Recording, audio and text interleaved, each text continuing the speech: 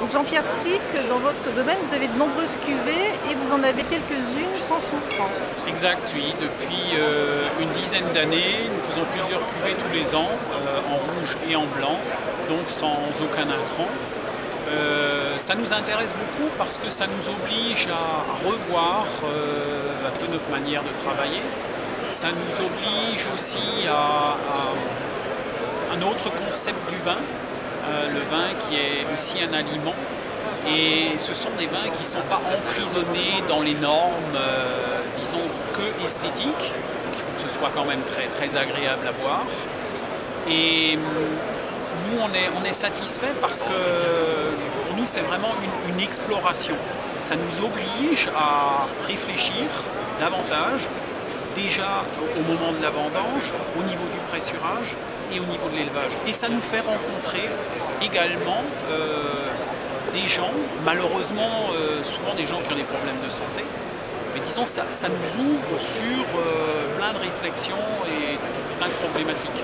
Ça c'est très, très enrichissant. Sur le plan de l'étiquetage, je crois que la réglementation impose que l'on mette sur les bouteilles... Alors à partir de 10 mg, il faut mettre content sulfite. Ça c'est d'ailleurs mal exprimé, c'est encore quelque chose de très administratif, dans la mesure où la question n'est pas soufre ou pas soufre, c'est soufre endogène ou soufre exogène, parce que les matières riches en protéines ont toujours du soufre. Donc il y a un peu de soufre dans le vin, naturellement, notamment s'il séjourne plus longtemps sur les levures.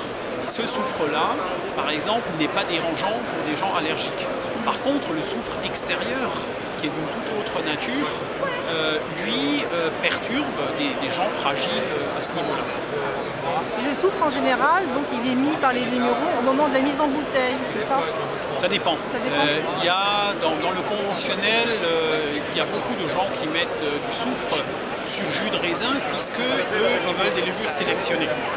Donc le fait d'apporter déjà du soufre sur le jus de raisin, ça élimine plus ou moins les levures indigènes qui seraient là. Donc dans le conventionnel, généralement, il y en a sur le jus.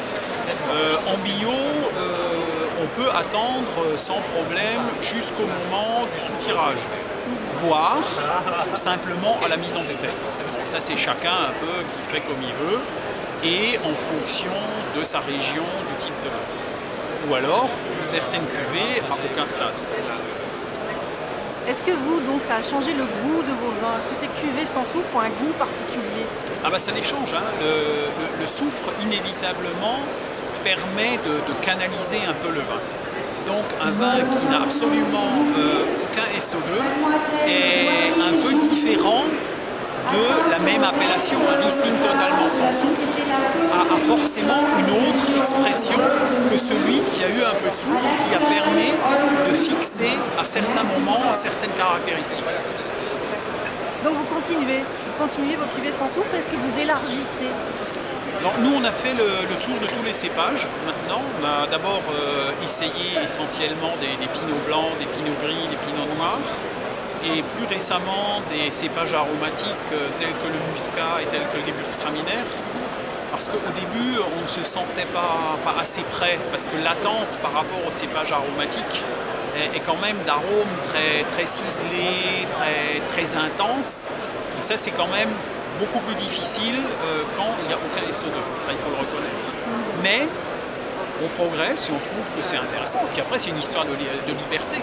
Nous, on ne prétend pas que c'est meilleur. On sait que ce sont des vins utiles pour des gens qui ont des allergies graves, et eux sont de toute façon heureux, parce que les autres vins, ils ne peuvent pas les boire. Mais après, chacun est libre. Hein.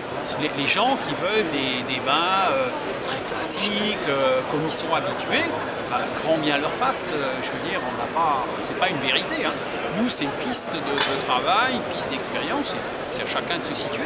Par contre, dire que c'est possible, c'est élargir aussi un spectre de découverte pour des gens qui ont l'intérêt de découvrir des saveurs différentes et, comme dit, plus mouvantes.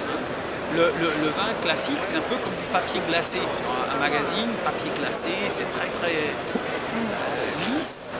Et après, vous avez des papiers un peu plus rugueux, un peu différents. Voilà, bah, on pourrait prendre un tout petit peu cette image-là. Jean-Pierre Frick, merci beaucoup. Je vous en prie.